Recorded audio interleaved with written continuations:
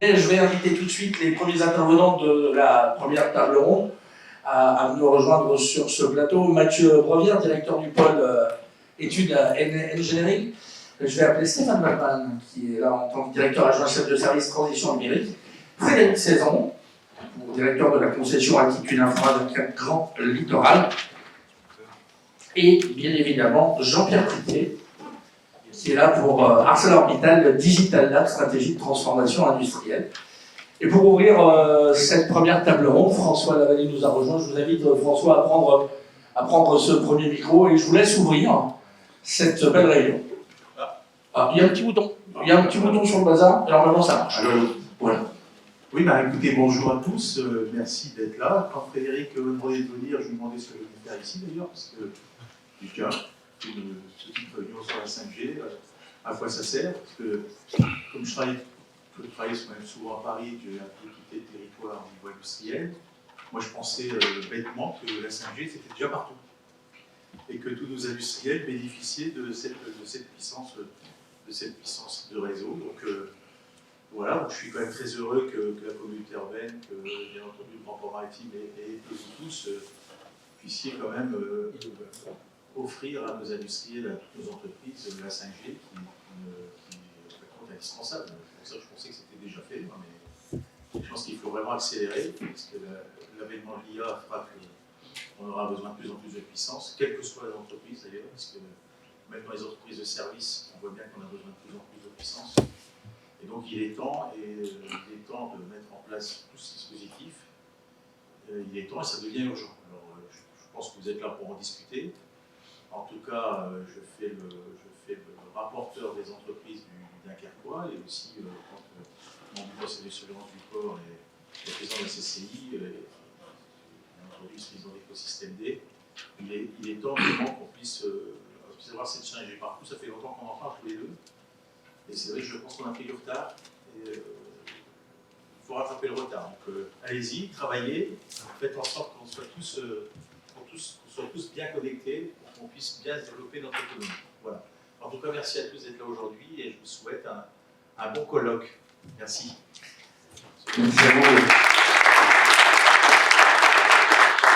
Avant de rentrer dans le vif du sujet, je vous propose de découvrir quelques images sur la 5G.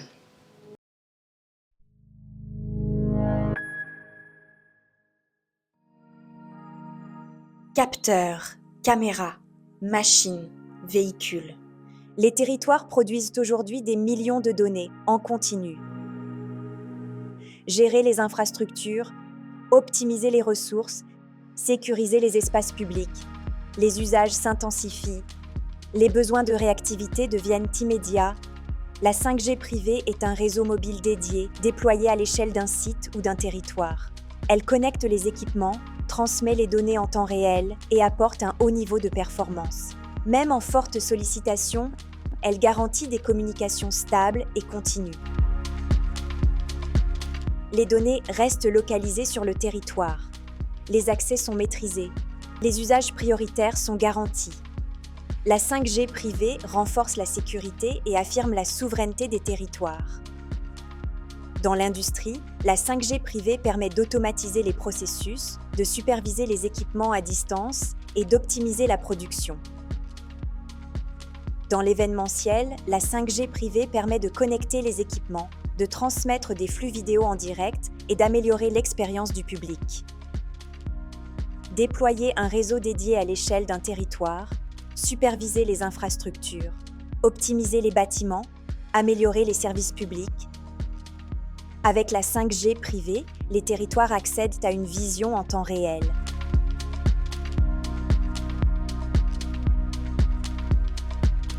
UbiOne transforme ces données en décisions opérationnelles.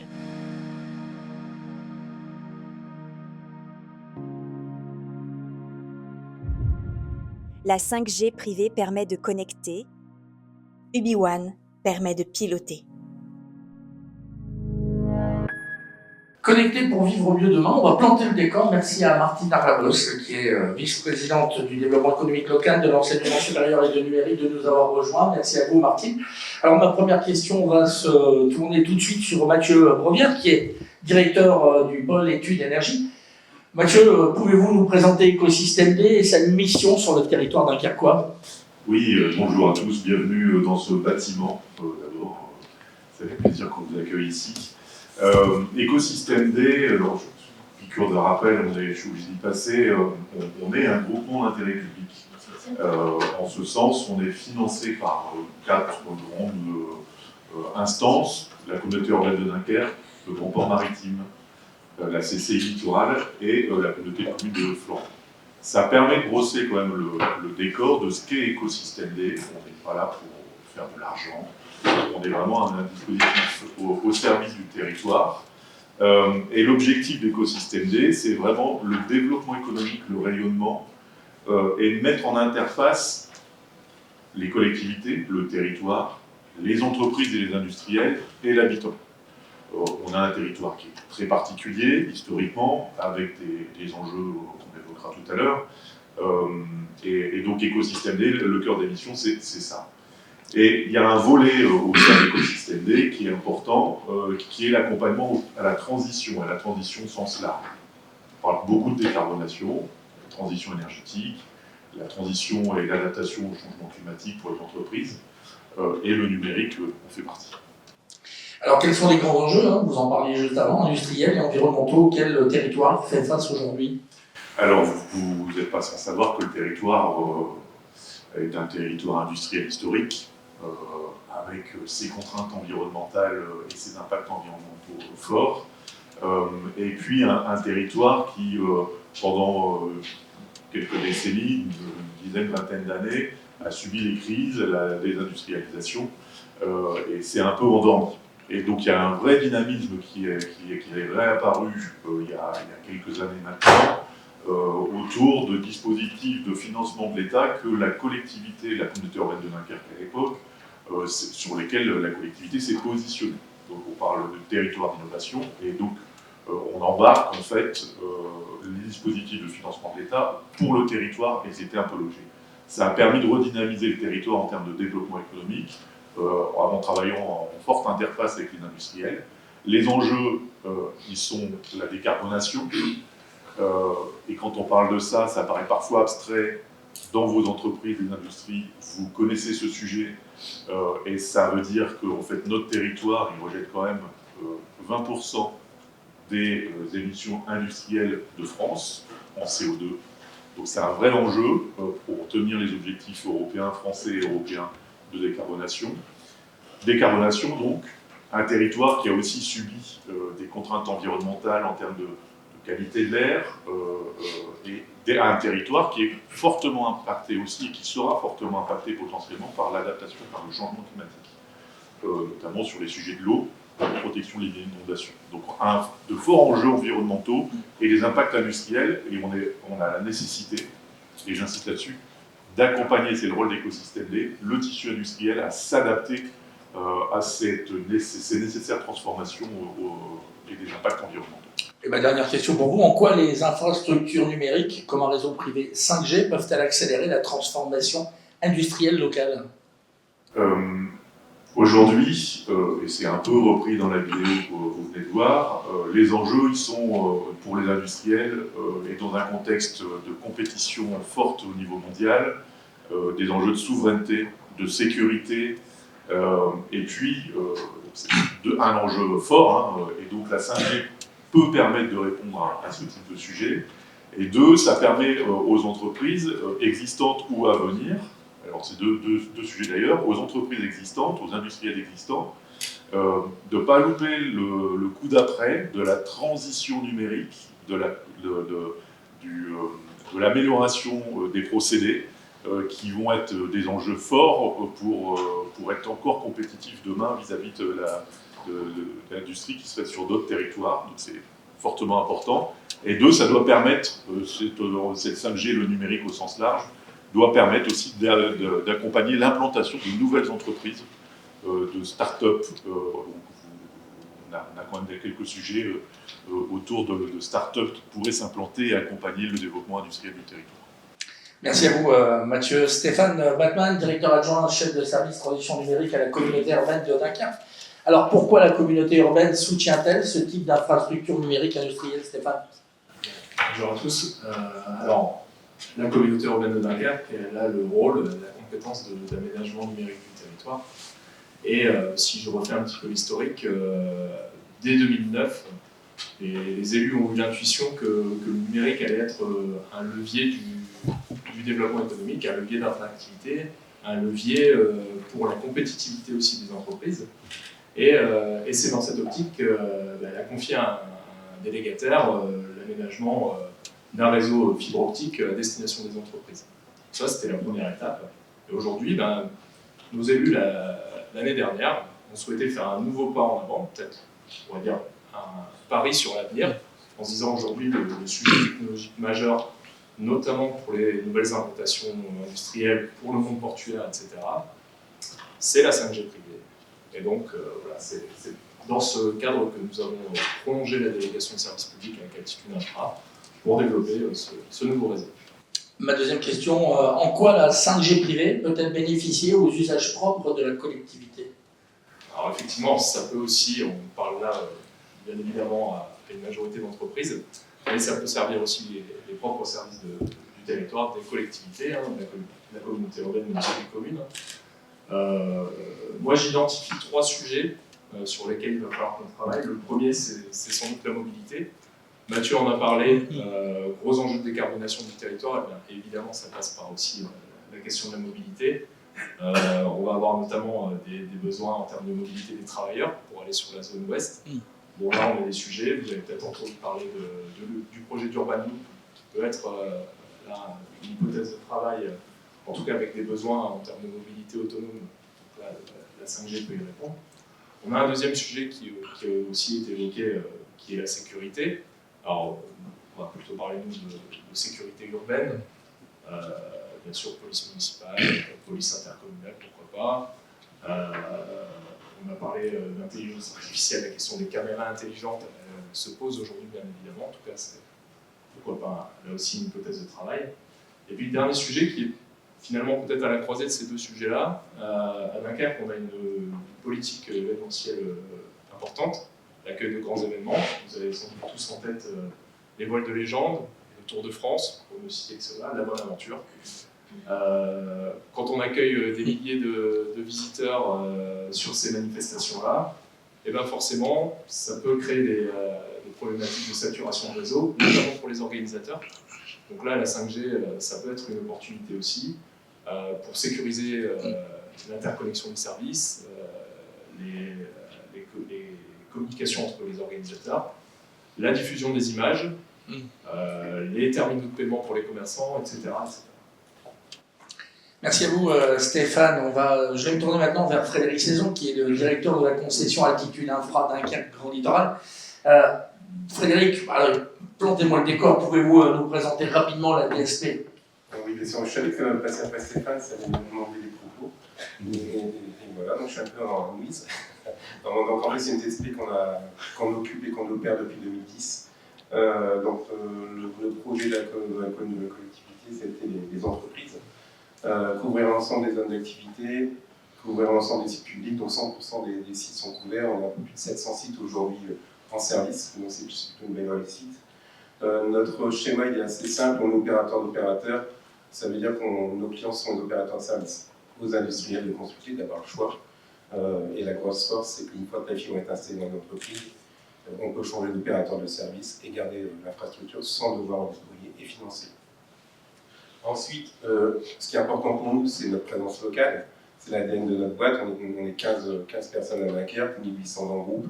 Et l'idée, c'est vraiment d'être aux côtés de notre délégant, de les accompagner dans ces projets, dans nos projets, et d'être à l'écoute du territoire et des besoins. Donc, ça, c'est important. Et on a aussi une activité où on gère 35 000 foyers au niveau FTTH. C'est aussi l'ADN du groupe Altitude, puisqu'on couvre 5 millions de foyers sur le territoire national. Et sur Dunkerque, on n'a que 5 communes que l'on opère aujourd'hui. Alors pouvez-vous nous expliquer en quoi consiste concrètement le projet de réseau privé 5G sur le territoire, les amenants et bien évidemment les coûts? Là, tu viens de le dire, Franck, c'est un projet dans tout le territoire. Ce n'est pas un projet uniquement en DSP. C'est un projet qui regroupe les gens qui sont autour de la table aujourd'hui, que je remercie, et je remercie tout le monde d'être présent. La communauté de Dunkerque, notre délégant, l'écosystème D qui est à nos côtés, et Jean-Pierre avec Arcelor, son digital, on en parlera juste après. Mais l'idée, c'est bien d'avoir une approche locale, avoir à créer un écosystème et pouvoir répondre aux attentes. Donc ça, c'est la première des choses. Après, pour nous, c'est une suite logique du réseau fibre, puisqu'on s'est aperçu que la fibre, c'est très bien, mais on ne peut pas accompagner les hommes et les process au niveau de la mobilité. Donc l'idée, c'est de pouvoir apporter un service supplémentaire, complémentaire à la fibre. Et donc, ce qui est important aussi, c'est que notre démarche, elle est assez innovante, contrairement à des industries uniquement couvertes. L'idée, c'est de pouvoir, grâce à cet avenant, cofinancer le projet, la couverture chapeau, comme on appelle, les cœurs de réseau. Donc l'idée, c'est aussi de faire en sorte que, peu importe l'industrie, que ce service soit accessible à toute industrie. Parce que les coûts sont quand même assez importants en termes d'investissement et toute industrie n'aura pas forcément les moyens de pouvoir se doter de la 5G. Alors, quelle sera la couverture envisagée, Frédéric? Alors, la couverture, Stéphane a cité les 4 axes. Bon, déjà, la priorité qu'on a définie avec la CUL, c'était les industries portuaires. Mais pas que, hein, s'il y a d'autres industries, on regardera les sujets. On sera en mode projet, ça veut dire qu'on met en place des réunions, on fait des études de couverture, et donc on va commencer par la zone du terminal de Flandre, après il y a les LGI, après en fonction des contacts qu'on aura, des projets, la maturité des projets des industries, on déploie un réseau sur 3 ans. Merci à vous, Frédéric. Je pense qu'on est au terme de votre intervention. Je vais me tourner maintenant vers Jean-Pierre Tréquier, directeur du Digital Lab ArcelorMittal et aussi du campus, que vous connaissez bien. Alors, vous n'êtes pas directeur du campus, Jean-Pierre, j'ai peut-être fait une erreur. On est 2. Vous êtes 2. J'en fais tout. Formidable. Pouvez-vous nous présenter le Digital Lab d'ArcelorMittal et sa mission, Oui, plus largement, bien évidemment? Le Digital Lab ArcelorMittal France, c'est un outil d'accompagnement de la transformation digitale d'ArcelorMittal à la base. Il y a 5 ans de ça, François le disait tout à l'heure, on a pris conscience d'une chose, c'est que si on ne faisait pas un travail profond sur notre transformation et sur la digitalisation de l'ensemble de nos process, on allait avoir des soucis de performance, sur tous les gens imaginables et confondus. Donc on a construit une roadmap avec l'ensemble du board d'ArcelorMittal France. Et cette roadmap, elle se décline aujourd'hui à travers globalement 120 projets par an qui sont coportés, copilotés avec l'ensemble des équipes de la direction de la transformation digitale et des équipes métiers. On touche tous les univers. Alors, la performance de nos process et donc la disponibilité de nos outils de production. On touche aux enjeux de qualité 4.0, de traçabilité de nos produits, parce que les produits qu'on envoie chez Renault ne sont pas les mêmes que ceux qu'on va envoyer chez Toyota. Donc on a des exigences clients qui nous obligent à tracer le produit de la coulée jusqu'à la bobine livret.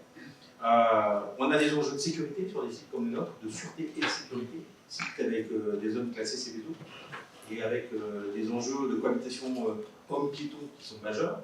Et tout ça nous a obligés à nous poser cette question de comment le digital peut nous permettre de gagner de la performance sur tous les sujets et d'être compétitif par rapport à nos grands compétiteurs mondiaux.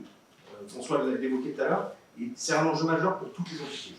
Celui qui ne passera pas par ces sujets-là, par sa transformation digitale, il a de fortes chances demain de disparaître. Je vais vous citer un exemple. On connaît tous une boîte qui s'appelait Kodak. Kodak a inventé la photographie digitale. Ses ingénieurs ont dit oh non, le leader mondial de la pellicule, on laisse ça de côté. Ça a été repris par quelqu'un d'autre et aujourd'hui, Kodak, à part les copieurs, il reste plus grand-chose.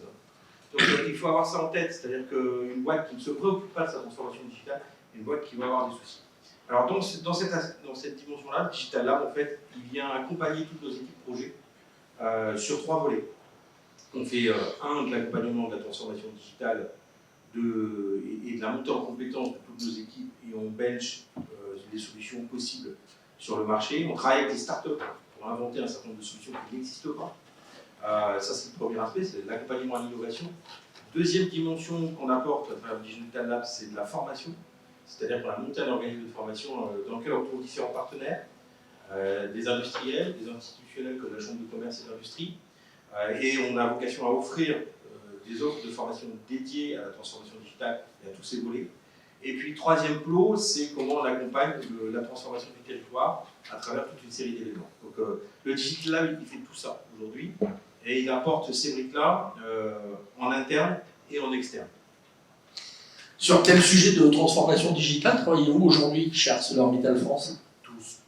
Je l'ai dit tout à l'heure, on touche tous les sujets, c'est-à-dire qu'on va intervenir aussi bien sur la maintenance 4.0 et la surveillance de nos machines avec la mise à disposition et l'installation de capteurs qui font remonter de la donnée sur les anciennes machines en temps réel, et la massification de cette donnée et l'analyse de cette donnée pour faire du prédictif, c'est-à-dire anticiper ce que pourrait être une casse-machine qui nous coûte cher. On déploie des solutions de cohabitation engin-piéton avec de l'IA embarqué qui permet de sécuriser les circulations des publics et des personnels qui sont sur nos sites. Quand on a des engins d'une taille assez importante ou pas mal de chariots, tous ceux qui en ont savent qu'on a plein d'angles morts. Ce qui veut dire qu'on a des risques majeurs pour l'ensemble des personnes qui travaillent sur ces sites-là. Donc, sécurisation des personnes. On travaille sur, je le disais, la traçabilité, c'est-à-dire que quand vous avez aujourd'hui des enjeux de décarbonation et que vous mettez de l'acier recyclé, là vous allez dans votre process modifier la chimie de la production d'acier. Donc vous avez besoin de tracer vos produits pour connaître la composition, parce que la bobine que vous allez devoir livrer, elle doit avoir les caractéristiques qu'il faut. Donc tout le process nous permet de dire que la bobine, eh bien, elle a bien les composants qu'il faut par rapport au client. Et puis l'optimisation de tout ce qui est notre chaîne logistique ou notre chaîne de production, c'est-à-dire qu'on retrouve tous les éléments possibles d'une digitalisation d'entreprise. Ça trouve sa caractérisation aujourd'hui dans ce qu'on appelle les usines 4.0. Hein.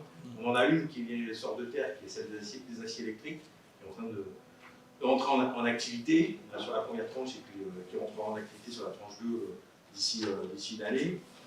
Elle est full digitale. Et les opérateurs disposent de tout ce qui peut être mis en place en termes d'accompagnement digital pour faciliter la vie, la prise de décision, le pilotage, le suivi, la gestion, la maintenance. Alors vous avez déployé un des premiers et des plus importants réseaux 5G privés industriels en France. Que vous apporte-t-il? Vous avez déjà un peu répondu à cette question. Il nous apporte, en gros, pourquoi on l'a déployé? C'est la vraie question.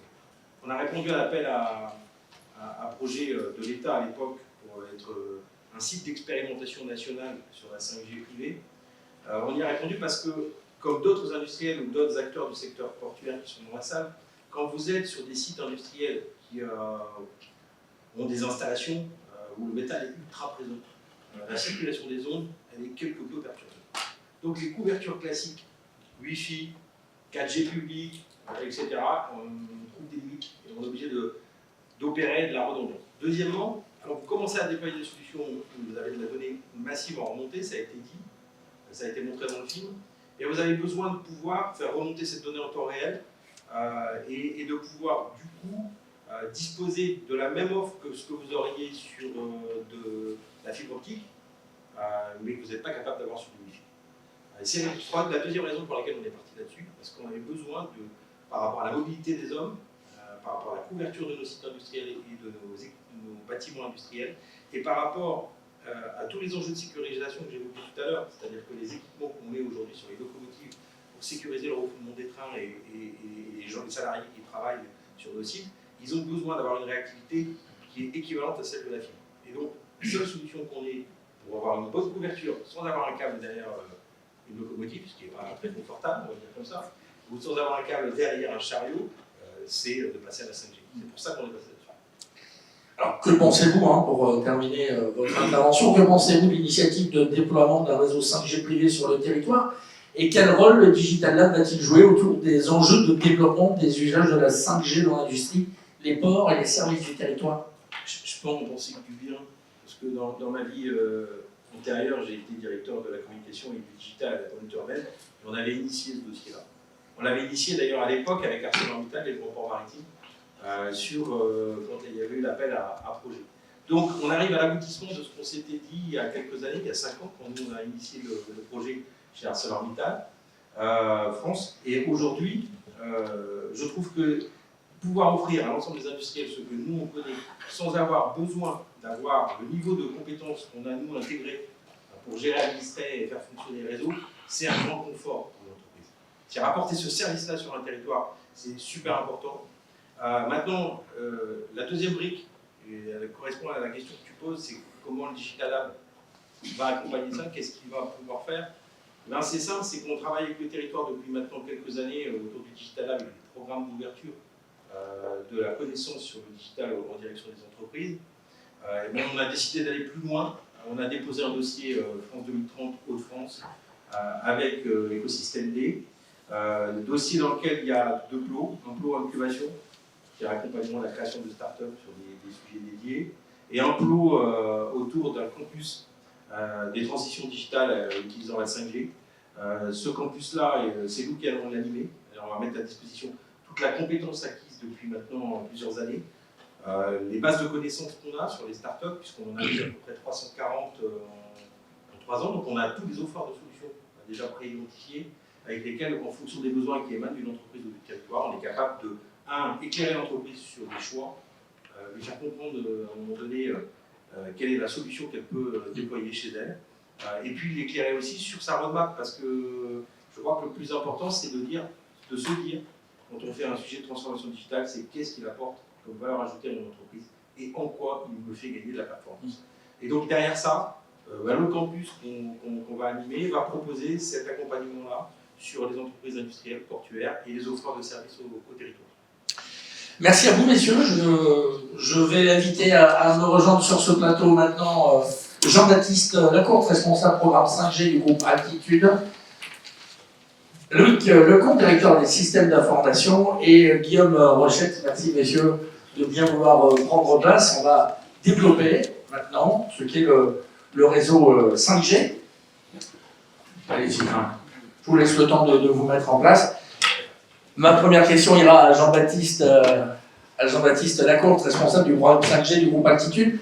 Alors Jean-Baptiste, normalement le micro fond vert, ça doit marcher. Non. Ah, il y a le petit bouton. Ah oui, ça y est. Le petit bouton vers le haut. Voilà, c'est toujours mieux de toucher le petit bouton pour activer la 5G. Qu'est-ce qu'un réseau 5G privé, Jean-Baptiste?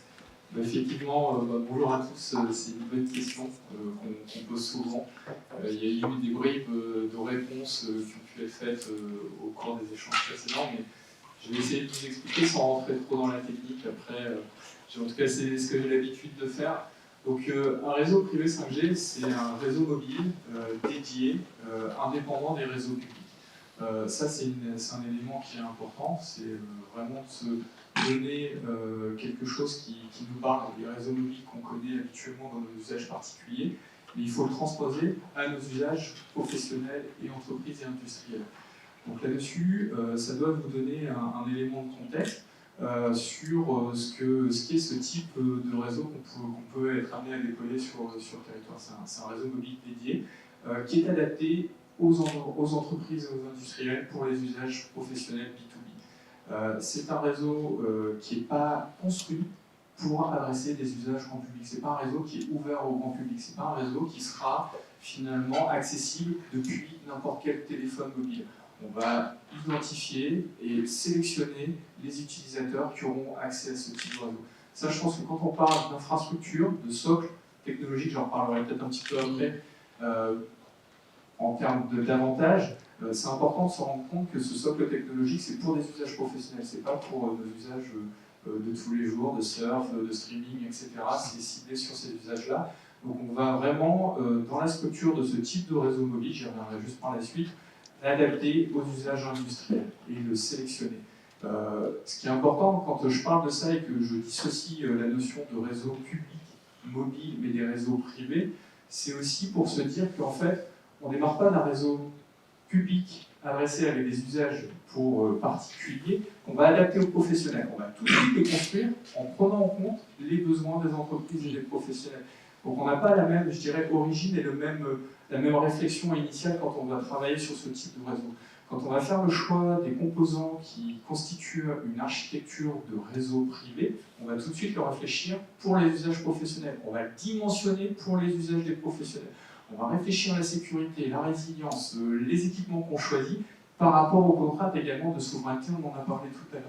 Donc il y a vraiment cette logique dès le départ de construire là-dessus qui n'est pas fait, je dirais, pour les réseaux publics. C'est pas une critique sur les réseaux publics, loin de là, ils fonctionnent, j'en suis content sur les usages particuliers, mais maintenant moi je me projette sur les usages industriels, professionnels et les usages de la collectivité. Là-dessus, quand on parle d'un réseau privé, on a parlé, Jean-Pierre a évoqué des notions d'expertise par rapport à un ensemble de choses. Là, c'est vrai, un réseau mobile, c'est pas le petit réseau qu'on déploie, excusez-moi, dans son garage, c'est un réseau qui va supporter nos usages, nos business, et donc on se doit d'avoir une notion de résilience, de fiabilité, de performance.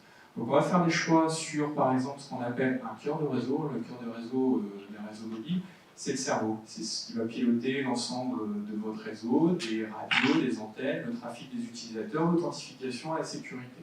Ça, c'est une pièce maîtresse. Donc on va parler de résilience, on va parler de sécurisation, d'emplacement aussi. Ça, c'est un élément clé. Après, des éléments qu'on perçoit plus facilement. Il y a les notions de fibre optique. Fibre optique pour collecter les antennes qu'on va déployer sur la zone ciblée. Bon, on ne va pas utiliser la DSL qui n'existe plus heureusement, mais on va vraiment utiliser ces réseaux de fibre optique que le territoire a déployés dans le cadre de son aménagement numérique du territoire de façon très intelligente. On va l'utiliser pour collecter ces antennes qui vont collecter les flux des utilisateurs, qui sont des flux de plus en plus importants et qui méritent une qualité en termes de fiabilité et de performance.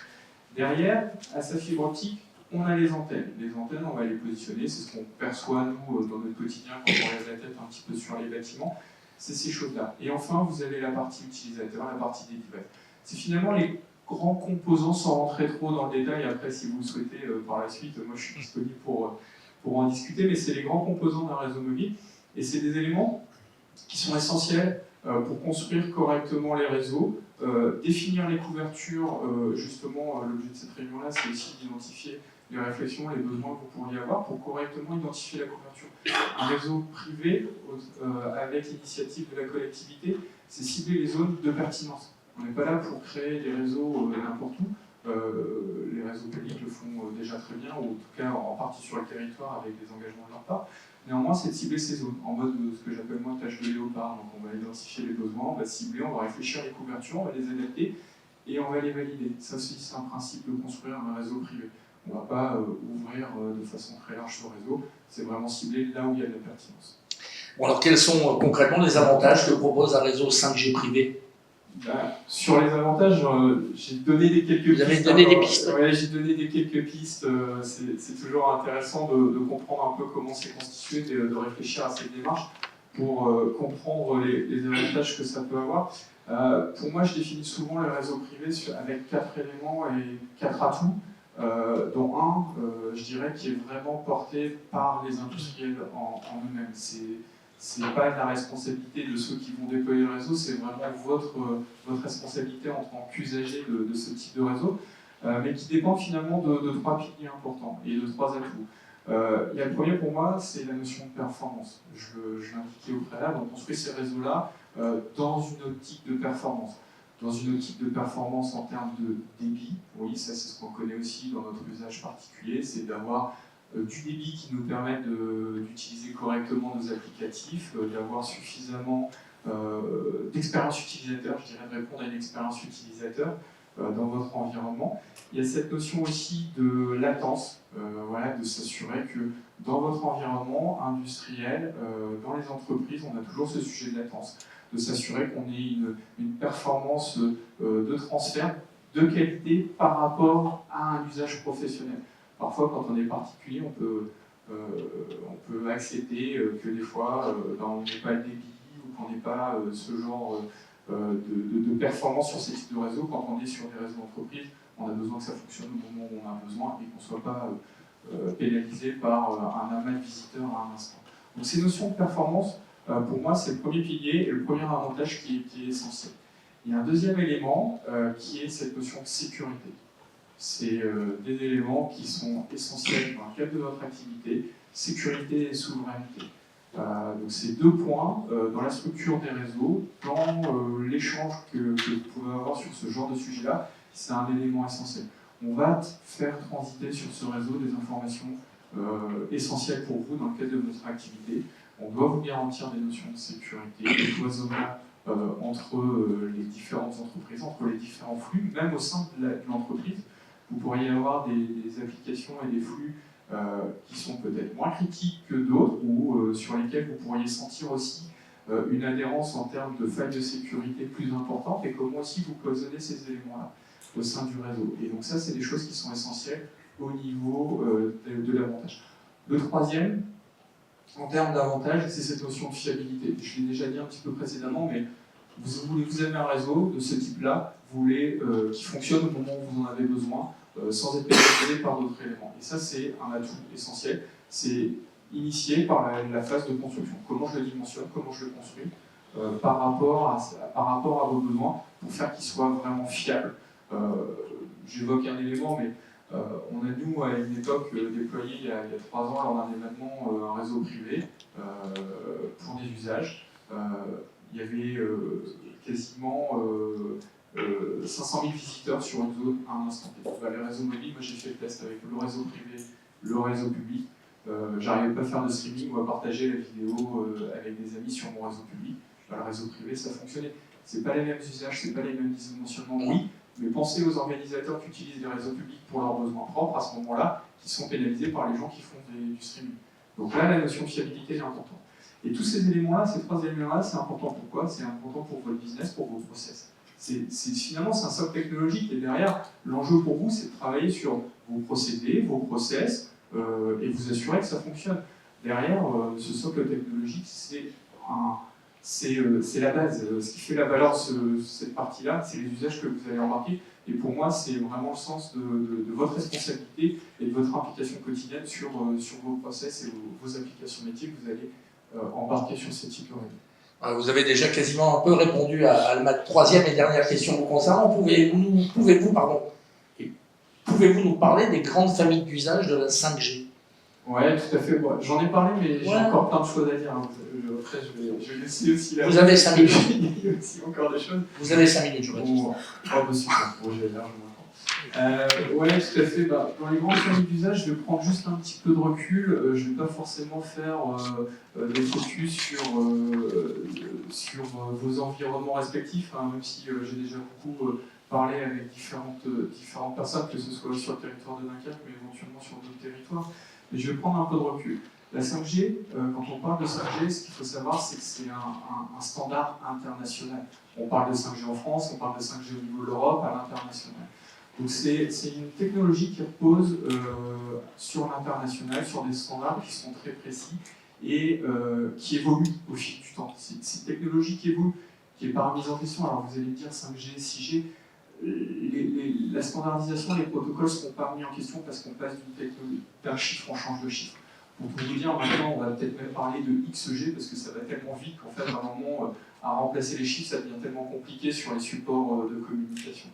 Donc on se pose sur un standard et ce standard-là, il a pour vocation à terme de pouvoir agréger l'ensemble des usages qu'on peut connaître en termes de mobilité. Les usages, ils ont été catégorisés selon 3 familles.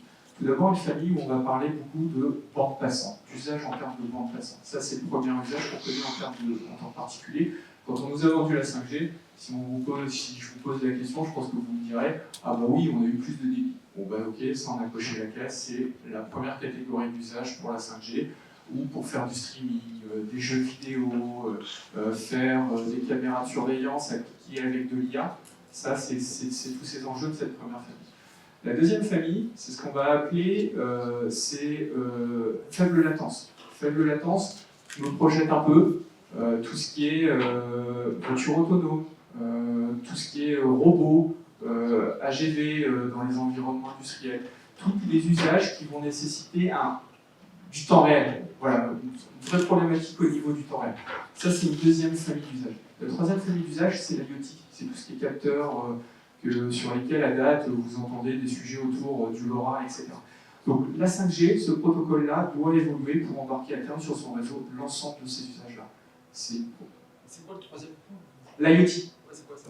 L'IoT, c'est tout ce qui est capteur, remontée de données, température. Guillaume pourra peut-être en parler un petit peu plus, mais c'est toutes les données que vous allez remonter au travers de votre environnement qui nécessitent parfois des emplacements de ces capteurs à des endroits avec des niveaux de batterie, dans des endroits un petit peu quand on remonte tout ce qui est télérelais pour les compteurs électriques, pour les compteurs d'eau, ce genre de choses-là. Voilà, ça c'est toute cette notion d'IoT, de capteur, qui doit être embarquée à terme dans la technologie 5G. Il y a des problématiques par rapport à ça, par rapport à la consommation électrique des capteurs, parce que quand on les place dans des endroits un peu compliqués, on n'a pas envie d'y revenir toutes les 4 matins pour changer les batteries. La 5G est quand même consommatrice en termes de batterie, donc les protocoles doivent évoluer pour l'embarquer. Voilà. C'est pour ça que je dis que la 5G c'est un protocole international qui va évoluer et qui à terme doit embarquer tout ça, mais il y a des étapes à valider au préalable. Donc ça c'est toutes les familles qu'on peut avoir, qui vont être certainement précisées par les intervenants par la suite. Et pardon, non, je dis pas tout. Sinon, je vais vous poser des questions après. Vous êtes au terme. Voilà, donc de toute façon, c'était ma conclusion. Voilà, il y a toute cette partie-là, et bien sûr, il y a un élément quand même concret, c'est de se dire l'utilisation de la 5G, en tout cas industrielle, démarre toujours par un cas d'usage assez concret qui est issu de problématiques qu'on rencontre, qui fait finalement la base des réflexions. Et après, derrière, elle doit permettre finalement de réfléchir aux futurs usages qu'on va venir embarquer. C'est un peu le principe, en tout cas, des usages qu'on peut voir et de comment on va travailler sur la partie 5G. Merci à vous, Jean-Baptiste. On va aborder maintenant le côté usager et usage avec Loïc Lecomte, directeur des systèmes d'information et des technologies du terminal des Flandres. Alors, Loïc, quels sont aujourd'hui vos principaux défis en matière de connectivité sur le site industriel portuaire ? Alors, je dirais qu'on a 3 défis. Le premier, c'est avant tout de répondre aux besoins métiers qui sont de plus en plus exigeants et de plus en plus évolutifs. Un cas très concret, aujourd'hui, sur le terminal, lorsque un reach-taker saisit un conteneur ou le lâche, on a besoin d'une précision à 20 cm pour savoir où se trouve chacun des conteneurs. Cette précision, aujourd'hui, elle demande énormément de technologie, un réseau qui fonctionne en permanence, et quelque part, on n'y arrive pas. Enfin, les réseaux que nous avons aujourd'hui sur le terminal ne suffisent pas, ne sont pas satisfaisants, et rendent les dockers insatisfaits à juste titre, et du coup, on est obligé de travailler sur des nouvelles solutions. Il y a aussi le fait, éventuellement, de devoir connecter tout ce qui circule sur le terminal, parce que ce n'est pas encore le cas. Et pour cela, on a besoin d'un réseau très performant, très agile, je dirais. Et donc, ce que nous avons aujourd'hui, encore une fois, n'est pas satisfaisant vis-à-vis de nos métiers. Le deuxième élément, c'est des enjeux, évidemment, de cybersécurité, où, en tant qu'entité essentielle, le terminal a des exigences de plus en plus fortes pour notre propre sécurité, pour la sécurité des personnes qui travaillent sur le terminal, pour la sécurité des acteurs extérieurs qui viennent travailler avec nous, et puis des exigences, vous l'avez vu récemment dans la presse, vis-à-vis d'organismes d'État tels que les douanes, tels que tous les autres corps d'État qui assurent la sécurité d'un site comme le nôtre. Il faut savoir que c'est des gens qui sont pratiquement au quotidien chez nous, pour les raisons que vous connaissez, et de ce fait, ces enjeux de cybersécurité nous obligent à être de plus en plus contraignants, et ces contraintes, quelque part, peuvent être réduites par un réseau d'autant plus fiable et solide, je dirais. Et le dernier enjeu, c'est eh bien, la compétition internationale. Aujourd'hui, nous sommes sur le Range Nord. La chance de Dunkerque, c'est qu'il y a encore de la place, il y a encore un énorme potentiel. Sur les 900 navires qui passent dans le détroit du Pas-de-Calais, il y en a de plus en plus qui viennent chez nous. Et on nous demande, notre groupe CMA-CGM, qu'il y en ait encore plus demain. Et donc, à ce titre, on est obligé d'avoir un terminal qui est d'autant plus performant pour répondre aux exigences de nos chargeurs, donc les clients des armateurs, exigences des armateurs eux-mêmes. Et donc, cette performance, elle doit passer par un réseau d'autant plus puissant, j'allais dire, d'autant plus agile pour être d'autant plus productif. La deuxième question, elle est liée à ce que vous venez de dire. Pourquoi la 5G privée nous semble-t-elle pertinente par rapport aux solutions existantes ? Alors, on l'a déjà dit dans les interventions précédentes, nous, ce qu'on va chercher, c'est le temps réel, c'est une latence très très faible. Alors, pour ceux qui ne savent pas, la latence, c'est le fait que le réseau n'est jamais coupé en soi, et en permanence, il permet la transmission des données. Il faut savoir que si on a l'ambition de connecter tous nos engins qui circulent sur le terminal, ça veut dire la circulation de masses de données d'autant plus importante, et cette masse de données, elle doit être encaissée par les réseaux que nous mettons en place. Et la 5G, quelque part, va être un complément de ce qui existe déjà pour nous permettre de choisir, selon le type de réseau, les types d'usages qui sont les plus pertinents. Alors, quel cas d'usage prioritaire voyez-vous émerger, Loïc? Alors, je l'ai déjà un peu dit, aujourd'hui, nous avons encore des engins, des portiques par exemple, qui ne sont pas connectés. Et notre ambition est de connecter un maximum de choses sur le terminal, notamment avec de l'IoT, pour pouvoir comprendre tout ce qui se passe et voir dans quelle mesure on peut améliorer au quotidien notre productivité. Un exemple tout bête, si on s'amuse à mettre de l'IoT sur les câbles des portiques, eh bien on saura de façon préventive, prédictive, quand est-ce que le câble est susceptible de casser.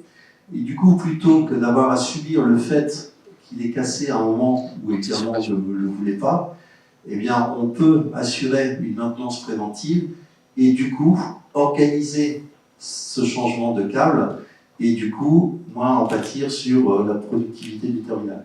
Quelles sont vos attentes alors en termes de performance et de résilience? Eh bien, en termes de performance, ce qu'on veut, c'est quelque part ne plus avoir à s'occuper du réseau. Ça paraît tout bête à dire, mais l'idée est de changer de paradigme et de plutôt de se dire j'ai besoin d'un réseau pour faire ça. Avec la 5G, notre ambition, c'est de se dire puisque j'ai la 5G, elle me permet tout c'est possible et du coup, comment, en fonction des différents réseaux que j'ai en place sur mon terminal, je vais choisir l'un ou l'autre par rapport aux besoins métiers. Et donc, quelque part, la 5G va nous permettre d'autant plus d'opportunités sans avoir à tout devoir changer à chaque fois. On sait qu'elle est là, en plus du reste, et parce qu'on sait qu'elle est là, ça nous permet de mettre en place des projets d'autant plus facilement, de façon d'autant plus agile, parce que quelque part, cette 5G, elle est scalable, et aussi en termes de cybersécurité, on l'a dit tout à l'heure, ce qui est très important pour nous, c'est que la 5G est un réseau qu'on peut segmenter. C'est-à-dire que, pour essayer de donner un exemple précis, si demain je veux utiliser la 5G que pour, par exemple, mettre dans une espèce de segment à part entière mes portiques, je peux le faire. Et pourquoi je ferais ça? Tout simplement pour réduire les risques d'attaque au cas où un des portiques subirait une menace. Et ma dernière question vous concernant, qu'est-ce qui vous a séduit dans cette approche locale portée par les différents acteurs du territoire? Alors, il y a un peu la réponse dans la question. Tout d'abord, c'est que c'est local. Je pense qu'on a la chance à Dunkerque d'avoir cette ambition de travailler tous ensemble. Il y a beaucoup de choses qui se sont mises en place depuis plusieurs années. Et au regard des délais que demande la mise en place d'un réseau 5G, je me suis dit que ce serait dommage d'aller voir ailleurs, de par ce qu'il y a déjà ici aujourd'hui. Et en plus, c'est des implémentations qui sont très très onéreuses. Et donc, en réfléchissant avec mon groupe, on s'est dit qu'éventuellement, puisqu'il y avait déjà des choses qui étaient très très avancées sur le territoire, autant profiter de cette force de frappe, autant de profiter de ce travailler ensemble pour pouvoir continuer, parce que quelque part, aujourd'hui, le terminal reçoit la fibre du prestataire qui est là, et la 5G pour nous sera juste une continuité, en bénéficiant du même savoir-faire, en bénéficiant des mêmes équipes quelque part, et donc il y a une espèce de suite logique. Merci à vous Loïc pour ce témoignage d'usage. Je vais me tourner maintenant vers Guillaume Rochette. Alors Guillaume, vous êtes directeur général Ubiquité. Quels sont aujourd'hui les cas d'usage concrets de la 5G dans le secteur privé? Eh bien, écoutez, avant de vous exposer un peu ces cas concrets, ils ont déjà été exposés plusieurs fois, mais ce qu'il est important de comprendre, c'est que la 5G, on est au tout début.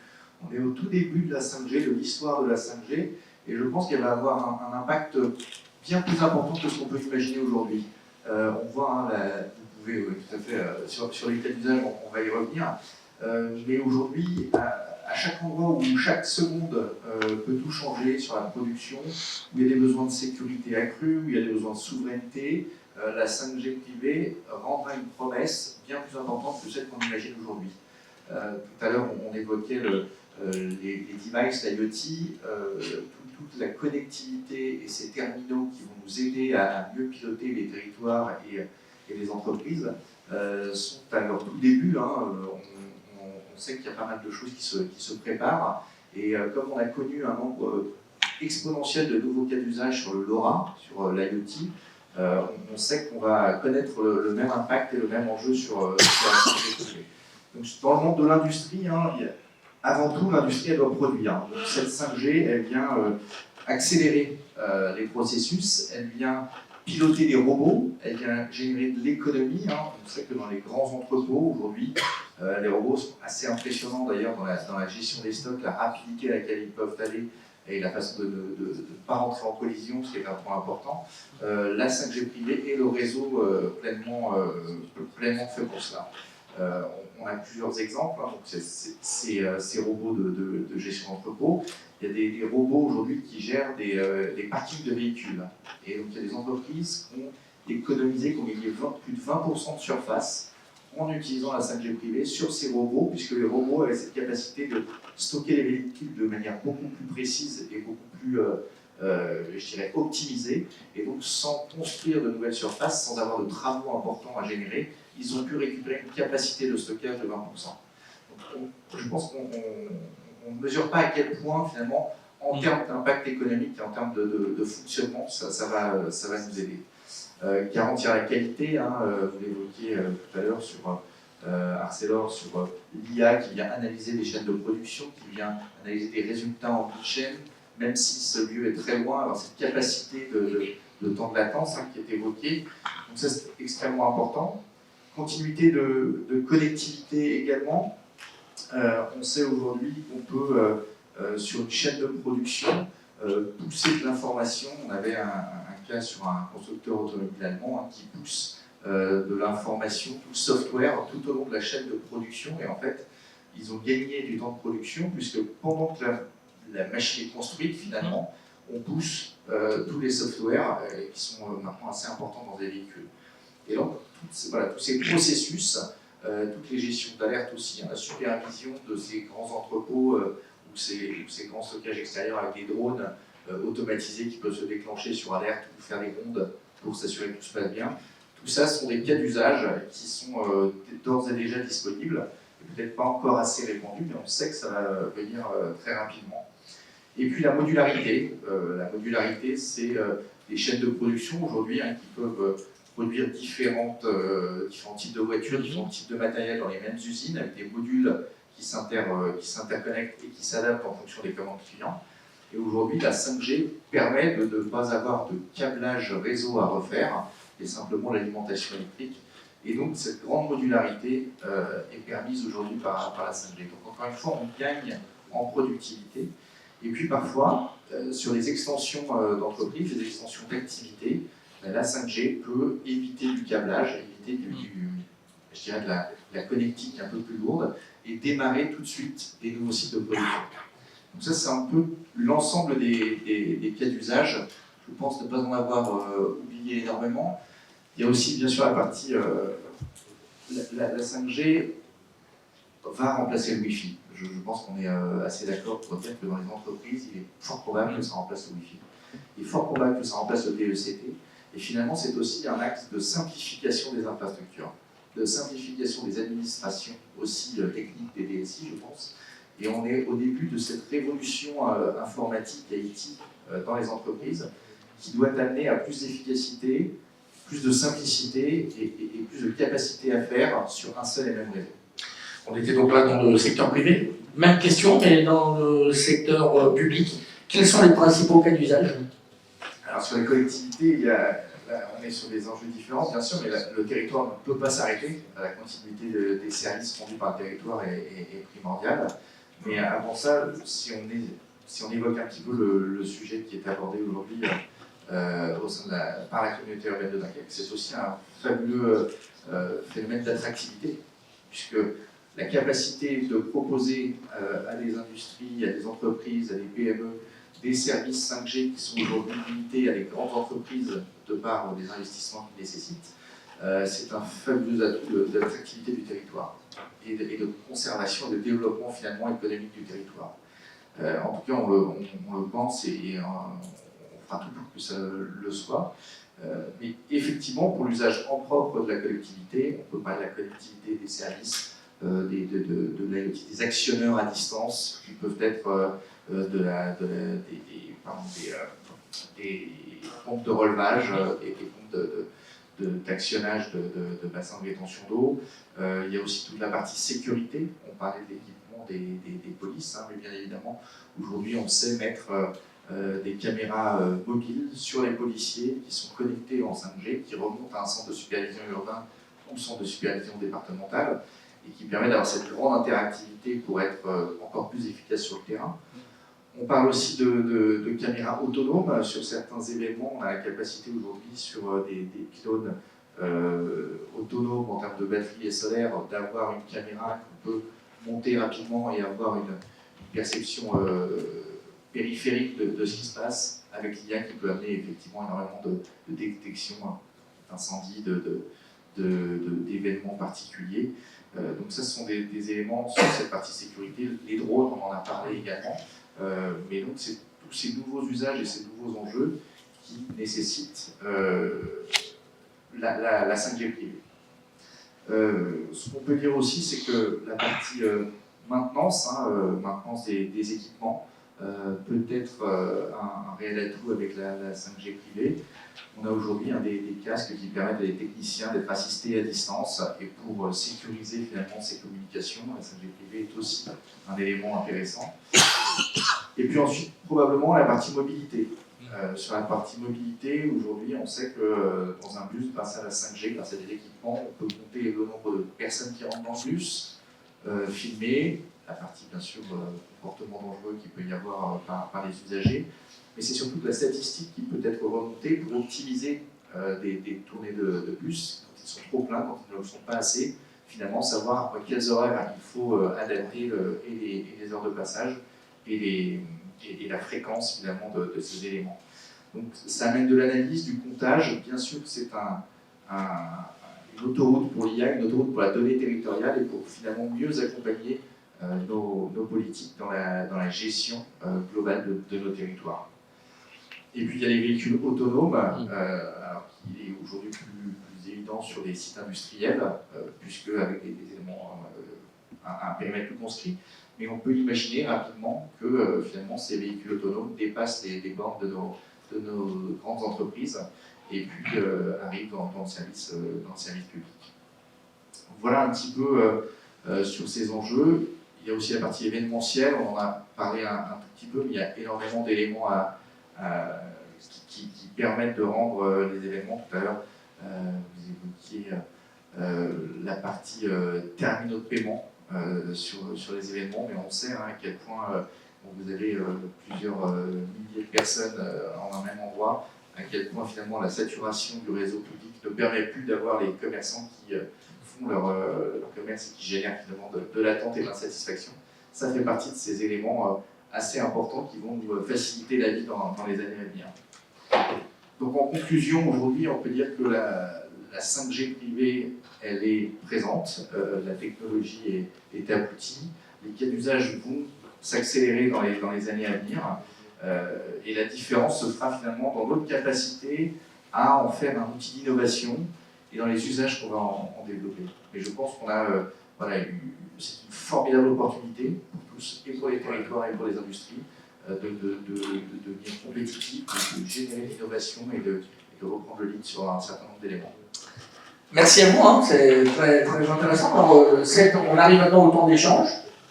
Nous vous avons écouté, vous avez la parole, c'est à vous de poser toutes les questions. Allez-y. Bonjour. Présentez-vous quand même.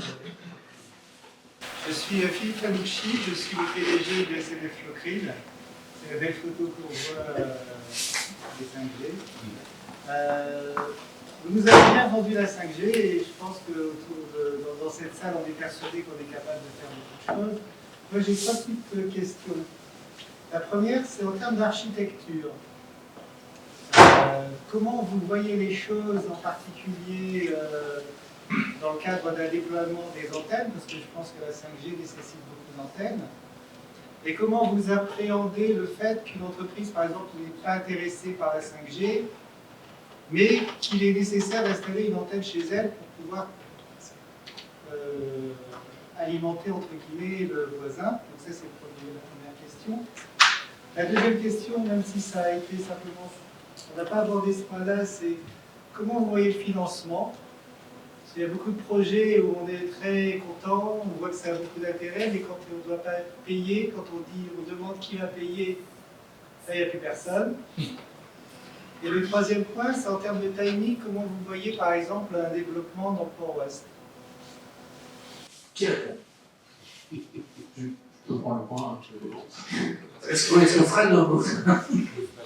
Allez. Je vais prendre le point au nom de la DSP, je pense, je pourrais parler là-dessus. Pour reprendre la première question sur la notion d'architecture. Donc la notion d'architecture, elle est, moi comme je l'ai indiqué, elle est... on identifie les zones de pertinence. Donc quand on identifie les zones de pertinence, c'est les zones et les industriels qui sont intéressés par la technologie. On ne va pas aller là où il n'y a pas de besoin, ça c'est sûr. En tout cas, à date, c'est plutôt une démarche dans cet esprit-là qui est positionnée. Quand on fait ce genre de choses-là, une fois qu'on a décidé la zone, il y a toute une démarche qui s'enclenche derrière le projet. Donc c'est on identifie la zone de couverture, quelles sont les opportunités d'emplacement de point haut, je dirais, pour positionner, comme vous disiez, ces antennes. L'objectif, clairement, c'est pas de redéployer des mâts ou des antennes, c'est de sélectionner des bâtiments existants qui vont nous permettre de faire ça. Donc là-dessus, on sélectionne, on contacte, comme peut faire les opérateurs avec des syndics ou etc., pour voir les opportunités de s'installer sur les bâtiments. Il peut y avoir un double élément, c'est la personne à son bâtiment est intéressée par la 5G. De ce fait-là, il y a un double intérêt, je dirais, en termes de déploiement. Et un autre cas, la personne n'est pas intéressée, mais à son bâtiment, elle peut nous accueillir. Donc là-dessus, en fait, il n'y a pas qu'une démarche, c'est possible selon les zones, et je pense qu'en fait, on mettra en place les bonnes réflexions et les bonnes décisions au moment où on aura défini les zones. Donc derrière, si la personne n'est pas intéressée, il n'y a pas d'obligation de souscrire, c'est vraiment une démarche d'échange comme on a pu faire avec le terminal des Flandres sur le territoire portuaire. Voilà. Là-dessus, on identifie les zones, on identifie, première étape, on identifie les besoins, on a échangé avec les industriels, on a une idée de marque d'intérêt, on a identifié comment on pouvait couvrir cette zone par rapport à des emplacements. Il s'avère que c'est dans le bâtiment, par exemple, sur lequel est présent le terminal des Flandres, qui appartient au port. On se met en contact avec tout le monde, on gère les autorisations, les emplacements, les intégrations, et on déploie les réseaux comme ça. Voilà. Donc ça, c'est pour répondre à la première question. La deuxième question, excusez-moi, c'était le côté financier, non? Ok. Le coût. Le coût. Ça, c'est des éléments rattachés aux notions de la DSP, de la délégation de service public. C'est ce que Frédéric disait. Il y a une initiative, il y a une démarche qui est faite au travers de la délégation de service public d'initier les investissements en termes de déploiement. Et puis après, quand on fait ce genre de choses-là, il y a forcément cette notion d'aller récupérer les utilisateurs pour les mettre sur cette chose-là. Donc ça, finalement, c'est la responsabilité de la DSP de travailler sur cet ensemble et d'avoir construit un business plan qui est cohérent là-dessus. Donc à un moment, quand on va venir vous voir sur votre besoin et les solutions, vous pourrez très bien aller voir Frédéric justement à la fin de l'échange pour qu'il vous présente, je dirais, les zones de couverture, si vous êtes concerné, si derrière, après, pour voir une proposition sur cet aspect-là. Un complément d'information. Oui, dans les grands axes, la couverture de chapeau est prise en charge par la DSP, et après, le cœur de réseau qui va être redondé également. Donc l'idée, c'est de prendre vraiment les éléments importants d'un déploiement 5G privé. Après, il se peut aussi, en fonction de votre environnement, qu'on doit compléter, et là, ce sera plus à votre charge. Mais vos nations vous accompagnent, on peut se mettre en contact, on poussera les études qui vont bien préciser par rapport à vos attentes, les éléments financiers. Il y a une intervention de André Jean-Pierre. Oui, juste peut-être en complément donner l'éclairage à l'industriel qui a des politiques. C'est des investissements qui sont très lourds. C'est des investissements qui sont lourds et qui demandent effectivement derrière d'avoir des équipes dédiées en termes de gestion de l'infrastructure quand on veut avoir son propre réseau et être seul sur ce réseau-là. L'intérêt, je trouve, de l'initiative par rapport à ce qui est proposé dans ce territoire, qui est unique en France, il faut le rappeler, Et c'est un élément qui n'est pas anodin. C'est le seul territoire français qui aujourd'hui déploie un réseau privé d'initiative publique. C'est-à-dire que vous bénéficiez dans le territoire d'une offre globalement où le territoire il fait préinvestissement, on va dire comme ça. Il fait un préinvestissement de couverture, c'est-à-dire qu'il va vous apporter la couverture, et derrière vous allez faire comme vous le faites sur vos autres réseaux, vous allez acheter du service. Et ça c'est beaucoup plus simple pour une entreprise d'avoir une logique d'achat de service ou de complément de couverture que de devoir construire, gérer, administrer, entretenir un réseau complet. Par expérience, il faut avoir des équipes conséquentes. Nous, chez nous, au sein de la direction de la transformation digitale, on peut se permettre, on a 430 personnes au total, dont une partie sur la gestion des infras. Quand vous n'avez pas ça, avoir un opérateur qui vous assure cette prestation-là et avoir un investissement public derrière ça, ça ouvre une porte qui n'est pas forcément accessible à tout le monde. Et là, ça vous permet de rentrer dans une logique classique d'achat de service. Merci. Luc. Oui, pour compléter, en fait, la première question c'était. J'ai perdu mes filons. Oui, la première question, c'était sur le débat. Oui, le déploiement, en fait, l'architecture. Pardon. En fait, cette question, elle va dépendre du niveau d'autonomie que vous voulez avoir sur le réseau que vous mettez en place. Ça a été clairement une discussion que nous avons eue avec Altitude Infra. À cause des exigences que j'ai, quelque part, il a fallu qu'ils comprennent que je voulais un grand niveau d'autonomie. Et en fait, l'architecture, elle se décide comme ça. Et ce niveau d'autonomie, il est tout simplement guidé par les exigences qui sont celles que j'ai aujourd'hui sur mon terminal, qui est entité essentielle. Donc, en général, c'est ça qui conditionne. Et puis aussi, il y a le niveau de compétences que vous avez en interne capable de mettre en place cette architecture. Ensuite, sur la question des délais et des financements, eh bien, j'ai eu ces questions-là et on se les est posées avec le groupe CMA-CGM.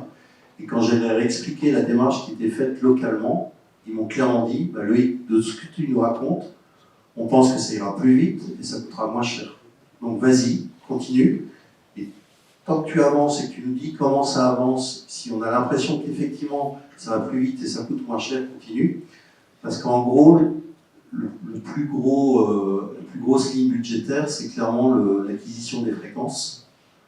Nous, on ne voulait pas acheter nos propres fréquences pour le terminal de Dunkerque. Et du coup, il a fallu qu'on trouve une solution alternative. Alors, pour l'instant, on a l'impression d'en avoir trouvé une. Ce qui est certain, c'est que je pense qu'aujourd'hui, le projet que l'on a démarré, on nous dit au niveau du siège qu'il va relativement vite. Et comme je le disais au début, en fait, on profite de la force de frappe qui a été mise en place sur le territoire depuis des années. Et aujourd'hui, j'ai l'impression de bénéficier de ça à plein, parce que on travaille tous ensemble sur le sujet. En fait. Merci à vous. Une autre intervention? Allez-y. Maxime Ouellet, donc société conformiste, solution SaaS de gestion des risques opérationnels en HSE. Vous avez bien entendu, là, je suis canadien. Ma question, en fait, c'est quand on intègre des nouvelles technologies, le facteur humain est un risque dans le sens de l'adoption, on veut s'assurer que ça se passe on veut gérer le changement. Je pense qu'ici, on est tous des convertis, des enthousiastes. Qui doit-on convaincre encore que ce projet-là aille de l'avant ou s'assurer qu'il ne soit pas ralenti par les gens qui ne sont pas convaincus? Peut-être que tout le monde est déjà convaincu. Alors, qui répond à cette question? Qui faut-il convaincre encore? Jean-Baptiste? Ouais, je peux me lancer. Après, ce qui peut être intéressant, je pense que Jean-Pierre va des éléments. En tout cas, je peux donner ma perception. Maintenant, c'est la perception des échanges que j'ai pu avoir. C'est vrai que quand on discute avec les gens, en tout cas, nous, on fait toujours très attention à l'utilisateur final, parce que c'est l'utilisateur final qui, à la fin, va avoir, en tout cas, le ressenti et le bénéfice in fine. Maintenant, donc ça, c'est quand même très important de pouvoir, une fois que la technologie est là, de les emmener et de les accompagner. Pas juste de leur dire, voilà, c'est d'être attentif à ça, c'est l'accompagnement au changement. Mais ça, j'ai envie de dire, c'est dans n'importe quel projet, quand on touche directement la personne et à ces éléments-là. Maintenant, mon feeling, c'est aussi de remonter un peu. Jean-Pierre, tu pourras certainement préciser, j'imagine, mais il y a quand même les métiers qui rentrent là-dedans. Maintenant, les métiers sont quand même aussi directement embarqués quand on travaille avec ce genre de choses-là, parce qu'on touche process, métier, procédés, mobilité des gens, sécurité. On parle plus, je veux dire, à un moment, quand on parlait de ce genre de choses-là, c'était bateau. On n'apporte peut-être pas tous ces aspects-là quand on parle de Wi-Fi, quand on vendait de la fibre, alors c'était très très loin. On est plus intégré, et donc à un moment, on est obligé, quand on fait un tour de table sur cette partie-là, c'est l'ADSI, mais il y a aussi les métiers derrière. Donc faut travailler avec les métiers, comprendre leurs problématiques. Ça démarre souvent d'une problématique, on va se le dire quand même, et après on voit les opportunités derrière. Mais il y a les métiers qui rentrent directement là-dedans, et en tout cas pour ma partie, c'est là aussi où nous, en tant qu'acteurs qui travaillons sur ce sujet-là, technologiquement parlant, ça met en musique. La solution, ça rend concret. Et moi je dis souvent, c'est pas qu'un slogan peut-être marketing, mais c'est les usages qui font la valeur de cette technologie-là. Et donc si on ne parle pas usage avec les métiers ou avec les utilisateurs finaux, on a loupé un truc. Bon. Je vais juste récupérer le micro. Jean-Pierre, une intervention. Pour moi, il y a deux personnes à convaincre, deux catégories de personnes à convaincre. Le dirigeant, et lui, il voit une chose, c'est la performance de son entreprise et le retour sur l'investissement. Donc le premier truc, c'est où j'ai des choses à gagner et en quoi le fait de déployer des cas d'usage, je parle bien de cas d'usage sur un réseau, me permet d'améliorer ma performance. Donc le dirigeant, il a besoin d'être éclairé là-dessus. Et la deuxième catégorie de personnes à éclairer, effectivement, c'est comme tu disais, c'est les opérateurs sur le terrain, c'est le métier, parce que on est sur du changement de métier, de l'évolution, de la transformation. Et ça veut dire que dans ce cas de figure-là, on a besoin de les accompagner sur ce changement et on a besoin de leur donner à voir et à comprendre ce que ça va leur apporter dans leur quotidien et de travailler sur l'évolution de leur métier. C'est les deux grands enjeux sur lesquels il faut travailler quand on déploie des infrastructures et surtout des solutions 5G. Ce qui compte, ce n'est pas forcément la question de l'infrastructure. Sur l'infrastructure, on ne peut pas faire. Mais quand on a l'infrastructure, ce qui compte, c'est les solutions. Et dans ce territoire, c'est bien pour ça qu'on l'a compris. Il y a le déploiement d'un côté d'une infra et de l'autre côté la mise en place d'un campus pour travailler tous ensemble sur ces questions-là, pour aller chercher les solutions dont on a besoin, dont le territoire et les entreprises ont besoin, et pour accompagner ce changement au niveau des entreprises. Donc il y a cette double logique. Là, je le redis très honnêtement, c'est encore une fois le territoire Valgacois est précurseur. Il est précurseur parce qu'il déploie l'infra et parce qu'on travaille public-privé ensemble sur des solutions d'accompagnement et le développement de filières autour de ça. Merci. Une autre question, allez-y. Si je peux me permettre, il y a une troisième catégorie de... Et n'oubliez pas de vous présenter, s'il vous plaît. Donc Emmanuel Arnaud, je représente le terminal métallique d'Internet. Donc il y a une troisième catégorie de population à convaincre, c'est l'État français. Oui. Pourquoi? Parce que sur le littoral, il y a un certain nombre d'entreprises qui sont opérateurs d'importance vitale. Le terminal métallique en fait partie. Et si je devais être utilisateur de la 5G privée, j'ai des comptes à rendre vis-à-vis de l'ANSSI. Et du coup, ma question, qu'est-ce que vous apportez comme garantie en matière de cybersécurité au sein de ce réseau? Est-ce que vous allez être compliant avec la loi de programmation militaire, par exemple, ou NIS 2, ou qu'est-ce que moi, je vais pouvoir, l'ANSSI va me poser des questions, qu'est-ce que je vais pouvoir leur apporter comme garantie? Alors, il faut savoir que par définition, aujourd'hui, dans tout cahier des charges que nous rédigeons, et donc que nous envoyons à nos prestataires potentiels, il y a ce chapitre cybersécurité qui fait référence à NIS 2, qui fait référence aux exigences de la douane, qui fait référence à la non-narco. Et donc le choix des prestataires va se faire en fonction de sa capacité à savoir répondre à ces exigences. Et donc quelque part, et en plus, alors moi je suis très sensible à ça, il y a ce souci de souveraineté. Et donc dans les choix que nous faisons des prestataires, coup de bol, altitude, coche la case, mais il y a tout ça à prendre en compte, et dès le départ, et donc c'est pas après, une fois que les choses sont installées, mais dès le départ dans le cahier des charges, on s'assure que les gens qui sont interrogés sont capables de répondre à ces exigences. Et de fait, nous sommes en lien direct avec l'ANSSI et on est tout à fait en mesure de leur dire, voilà le cahier des charges qu'on envoie, est-ce que vous le validez en amont? On a des contacts réguliers avec eux et c'est eux, quelque part, qui valident la pertinence de nos demandes et de nos exigences. Donc, si on a un tampon Annecy en amont du projet, a priori, ça passe. Et il y a une deuxième chose derrière, en complément, parce qu'on a les mêmes soucis. Cette question de la résilience et de la protection de sites classés, on retrouve les mêmes enjeux pour nous. Derrière ça, il faut aussi regarder, et ça c'est un élément important, c'est est-ce que la souveraineté elle s'exerce, y compris chez les fournisseurs de celui qui on va travailler. Or, typiquement, nous on connaît le groupement qui a été choisi, c'est le même que celui que nous on a adopté, c'est des solutions Ericsson, souveraines, reconnues par l'État, stampellisées par l'État. Sinon, on ne coche pas les cases que vous évoquiez tout à l'heure. On arrive quasiment au terme de cette table ronde. Une dernière intervention. Petite question. Allez-y. Pascal Boulogne, donc à Lyon Dunkerque, on parle d'initiative publique et de choix politiques. Les politiques changent, les politiques évoluent. Puis de la 5G, 6G, 7G demain et de la maintenabilité de ces infrastructures pour les industriels. Alors, je m'en ferai ça, non? C'est ça après. Souvent, nous, on fait des évolutions technologiques. Donc, aujourd'hui, on est sur la 5G, comme c'est de la X même qui disait ça, Jean-Baptiste. Donc, voilà, donc on fera évoluer en fonction des politiques. On est en permanence aussi en relation avec l'élément, c'est des engagements qu'on a avec eux.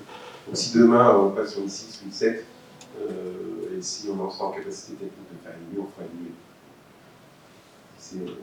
Pour préciser, je pense que c'est vrai qu'il y a un contexte d'évolution au niveau politique qui est présent. Le sujet a été initié, comme le disait Jean-Pierre, depuis un moment sur le territoire. Il y a une continuité toujours active, en tout cas sur ce projet. Et quand on est amené à travailler sur les zones, en tout cas si je parle un peu déploiement ou projet, on est en lien de toute manière aussi bien avec les acteurs économiques qu'avec la collectivité. Donc il y a une vraie cohésion, une vraie cohérence en tout cas d'ensemble sur le projet et une vision commune. Maintenant, si on parle technologie, on parlait de Nice ou etc., ce genre de type d'engagement, on prend des technologies qui sont pérennes largement dans le temps avec une maintenabilité, pardon, excusez-moi, je vais pas arriver à le dire, mais c'est pas grave, voilà, vous avez compris, assez longue justement pour permettre les évolutions. Et donc nous, quand on fait le choix du partenaire technologique, c'est pas un choix court-termiste, c'est un choix de long terme sur lequel pareil, quand Loïc dit on s'assure que les prestataires avec lesquels on va travailler vont garantir un certain nombre de choses, nous on travaille aussi avec des prestataires qui nous permettent de pouvoir garantir ce genre de choses-là. Donc on fait des choix de partenaires pas court-termistes. Je pense que voilà, comme le disait Jean-Pierre, on a fait le choix de partenaires type Ericsson. C'est pas non plus voilà, le partenaire qui va changer les choses du jour au lendemain, donc ça nous assure quand même une pérennité en tout cas sur la solution. Voilà. Ça fait partie clairement des choix éclairés. Je veux dire, on sait qu'on va travailler avec un tissu économique industriel, avec un certain nombre de contraintes d'engagement sur des enjeux particuliers. On ne va pas faire des choix, on fait des choix vraiment éclairés sur ce genre de sujet. Un complément d'information, Jean-Pierre? Alors peut-être juste un complément, parce que il faut avoir en tête que le modèle de délégation de service public, c'est du public-privé. C'est-à-dire que derrière, il y a du co-investissement. C'est-à-dire qu'on n'est pas sur un investissement qui est uniquement public, on est sur un investissement qui permet d'initier une accélération du déploiement et du développement d'une infrastructure dans un territoire. Et le bien de retour, il est là. Et après, la collectivité, elle peut très bien dire à un moment donné, le bien, il est là, il fonctionne, il rend du service, j'ai fini mon boulot, et dans ce cas de figure-là, au terme de la délégation de service public, le réseau il est racheté parce qu'il est maintenu et il est développé. Dans les contrats de délégation de service public, il y a des clauses d'entretien, de maintenance et d'évolution qui sont prévues. Donc on n'est pas sur un contrat de service pur et dur, on est vraiment sur du co-investissement. Et avec un enjeu majeur, c'est que le réseau reste performant parce que de toute façon, c'est ce qui fait que le délégataire va arriver à conquérir des parts de marché et de la clientèle. S'il n'est pas performant, il perd de la clientèle et il ne peut pas s'en sortir. Donc le contrat de DSP est une garantie qui permet de traverser les années, et ça c'est un élément important. On l'avait initié et on l'a dit, maintenant c'est quoi, une dizaine d'années, 15 ans. Il y a eu du changement de gouvernance, il y a eu des évolutions à la tête de la collectivité, le contrat de DSP a beaucoup. C'est comme les contrats sur l'eau, hein, quelque part, si on devait se poser la question, c'est un fluide comme un autre, avec un mode de contractualisation qui est connu et aujourd'hui bien éprouvé dans les collectivités territoriales. Jean-Pierre, le micro à Fred. Juste pour compléter, on en est au. L'avenant qu'on vient de signer, c'est le 13e. Donc ça vous montre un peu l'évolution, les tarifs qui évoluent, les technologies. Donc dès qu'il faut adapter, c'est un avenant par an quasiment. Donc on est vraiment en veille par rapport à ça. Voilà, étant moi le maître du temps, nous arrivons au terme. Et Fred, c'est à toi de conclure cette belle réunion.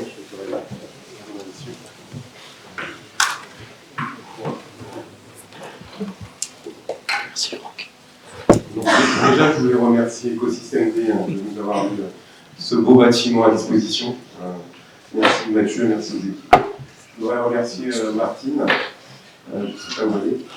Elle vient de nous quitter. Elle vient de nous quitter, trop tard, j'ai loupé l'occasion. Voilà, donc on va vous inviter à nous rejoindre dans la salle d'à côté pour un buffet, un cocktail déjeunatoire, pardon. Nous, on est à votre disposition parce qu'on fonctionnait à ça avec Jean-Baptiste en mode projet. Mode projet, ça veut dire quoi? C'est-à-dire on voit derrière, on vous écoute, tout ce qu'on vient de se dire, on regarde un peu les besoins, et derrière ça, on avance, on peut faire des études de couverture. Enfin, on est vraiment à votre disposition, chose qu'on a fait avec Loïc et avec d'autres. Donc voilà, j'espère qu'on a répondu à vos questions, qu'on vous a éclairé un peu par rapport à ces nouvelles technologies. Et puis, je vous invite dans la salle d'à côté.